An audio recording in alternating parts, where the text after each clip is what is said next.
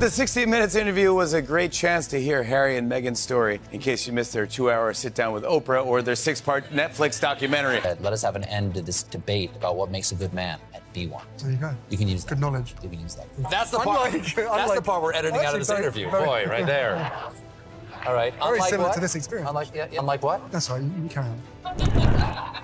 You were doing great. You were doing. No, you're doing great. Like, my life was so hard. Everybody's life is hard.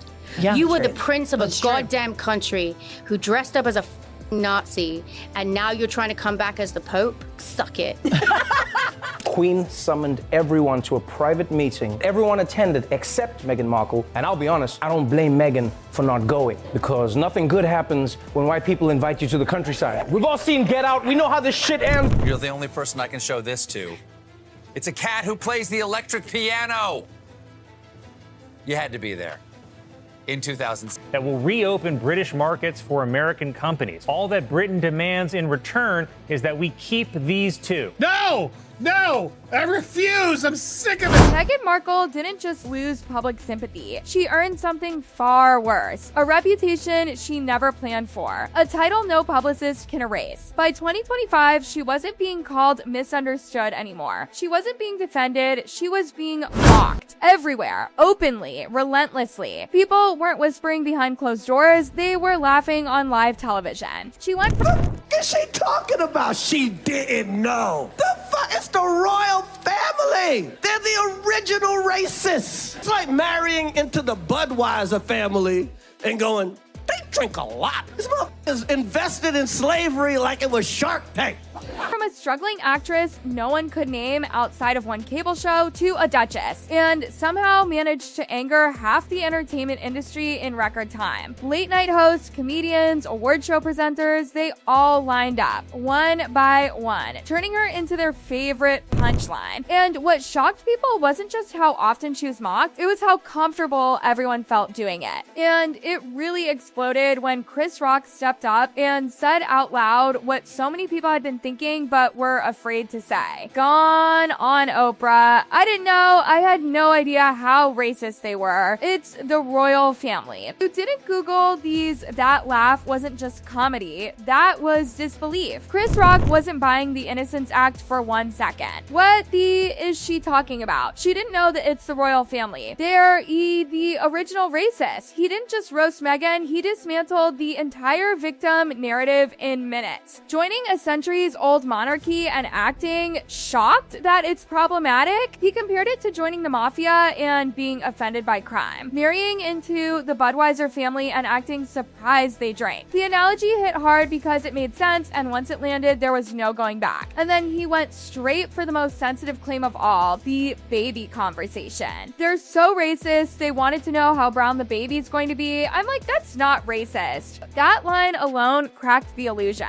Normal curiosity reframed as trauma. Manufactured outrage packaged as a headline. And when Chris Rock said it out loud, the floodgates opened. Then Saturday Night Live jumped in, and when Snell turns your life into a sketch, you're no longer royalty. You're cultural material. President Trump also announced a new trade deal with the UK that will reopen British markets for American companies. All that Britain demands in return is that we keep these two. Nobody wants them. Not Britain. Not America, just floating in exile with nowhere to land. Then came the Elon Musk joke, comparing a tech genius going to Mars with Prince Harry giving up everything for an actress from Suits. That wasn't accidental, that was deliberate humiliation. And Snell didn't stop there. NBC has announced plans for a spin-off to the hit series Suits. It will focus on Meghan Markle's character struggle to balance her legal career while also caring for an unemployed immigrant. When your marriage becomes a recurring sketch, that's not satire anymore, that's reputation damage. Then Jo Koy stepped on stage at the Golden Globes and went straight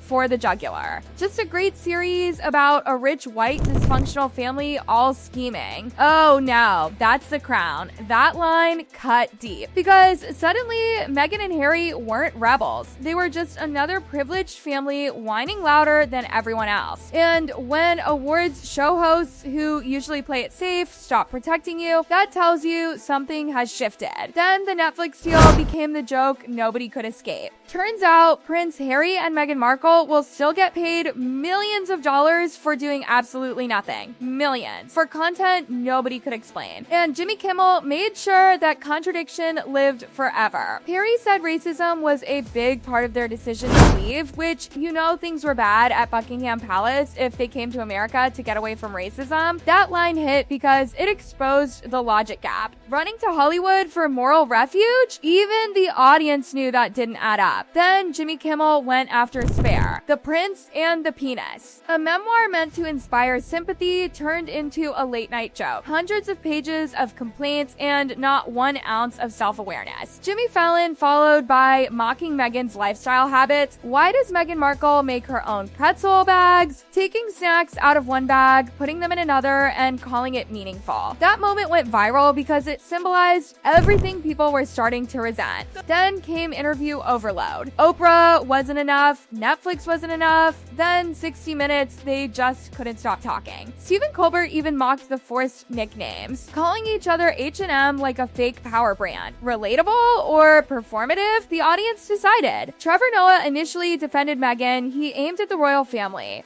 But then something changed. Now it's begging Bob Iger for a Lion King voiceover. That moment flipped the script from empire building marriages to hustling executives at movie premieres. And once Trevor saw that, the sympathy vanished.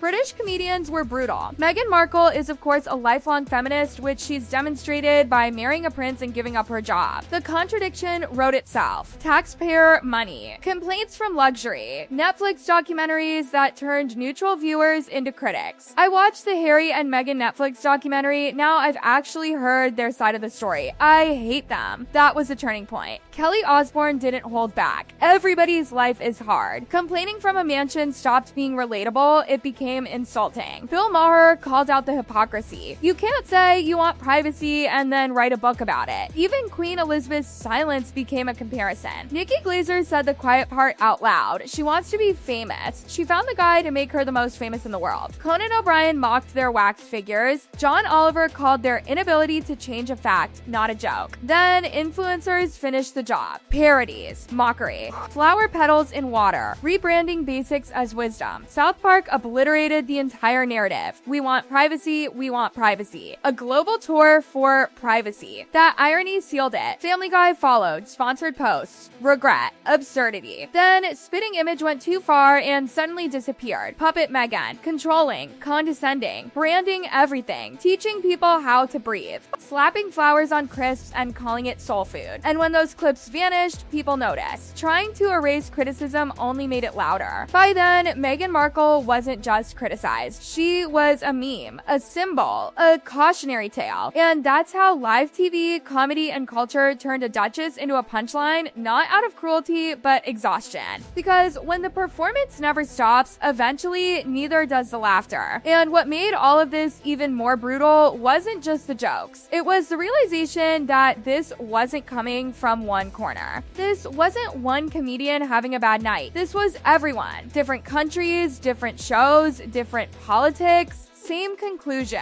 The patience had run out. By this point, Meghan Markle wasn't being roasted because she married into royalty. She was being roasted because she wouldn't stop performing. Every move felt staged. Every appearance felt rehearsed. Every authentic moment somehow had perfect lighting, perfect angles, and a press release ready to go. People started noticing patterns, the endless storytelling, the constant revisiting of the same grievances, the same pain repackaged again and again, just with a new interviewer sitting across from them. And the public started asking a question that no PR team could shut down anymore. If you're so traumatized by attention, why do you chase it so aggressively? That's why the satire hit harder than criticism ever could. Satire doesn't argue, it exposes. And once South Park, Family Guy, influencers, podcasters, late night hosts, and even neutral commentators all landed on the same joke, the illusion collapsed. The Netflix money money became a symbol, not of success, but of excess. Millions paid, yet no one could clearly explain what they were producing or why it mattered. And every time someone tried to defend it, another clip surfaced showing Harry pitching Meghan for voiceover work like a desperate agent, not a prince. That moment haunted them because it revealed something raw. The hustle. The royal mystique was gone. The fairy tale was gone. What remained looked like two people scrambling to stay relevant while pretending they never wanted relevance in the first place. And then came the lifestyle branding, the jams, the snacks, the water rituals, the flower petals, to normal people struggling with rent, inflation, and real problems. Watching someone repackage basic actions as luxury enlightenment felt insulting, not inspirational. Felt insulting. That's when mockery turned from playful to pointed. Influencers didn't need scripts, they just mirrored the behavior. Pour water, add flowers, label jars, speak softly like it's profound. And millions laughed because it wasn't exaggeration, it was imitation. Then the accusations of control surfaced, not from tabloids, from comedy, from puppets, from satire that portrayed Harry shrinking while Meghan expanded. And that hit a nerve. Because humor only works when it feels close enough to truth. The disappearance of spitting image clips raised eyebrows. Nothing confirms guilt faster than silence and removal. When something vanishes instead of being mocked back, people assume it struck too close. And that suspicion lingered. By now, even former defenders had flipped. People who once gave Meghan the benefit of the doubt started saying the same thing quietly. This doesn't feel organic anymore. It feels curated, manufactured, strategic. The public didn't turn on Meghan overnight. It was slow, death by repetition, interview by interview, complaint by complaint. And when she tried to reposition herself as a lifestyle guide, the internet laughed harder because credibility was already gone. Harry didn't escape either. His memoir sealed his fate. Once you put private family grievances on sale, you lose the moral high ground forever. And comedians smelled blood. Every frozen anecdote, every overshare, every metaphor became ammunition.